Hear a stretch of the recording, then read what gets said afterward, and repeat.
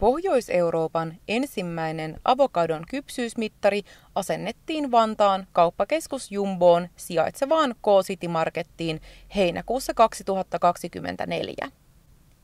Kone käyttää infrapunasädettä, joka mittaa avokadon sisältä sokerin ja nesteen määrää, ja tekoäly analysoi kypsyysasteen. Katsotaan vielä, miten tämä avokadon kypsyysmittari toimii.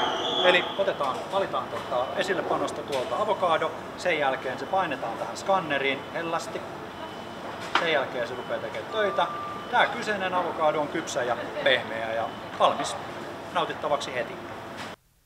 Tällä hetkellä konetta voi käyttää vain avokadon kypsyyden testaamiseen, mutta ohjelmistoa saatetaan tulevaisuudessa päivittää niin, että sitä voi hyödyntää muidenkin hedelmien kypsyyden testaukseen.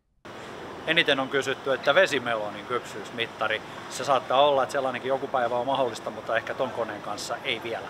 Vaatisi vähän isomman laitteen. Kauppiaan mukaan odotukset koneen suhteen ovat jopa ylittyneet, ja asiakaspalaute on ollut erityisen positiivista niin somessa kuin kaupassa paikan päälläkin. Kone on tuotu Hollannista ja se on vähentänyt avokadojen hävikkiä merkittävästi, kun asiakkaiden ei tarvitse enää puristella avokadoja arvioidakseen niiden kypsyyttä.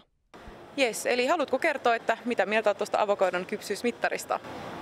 Mun mielestä se on aivan mahtava, kun kaikki ei tosiaan tiedä, että milloin se avokado on kypsä. Mun mielestä se on tosi kiva juttu, että tollainen on keksitty.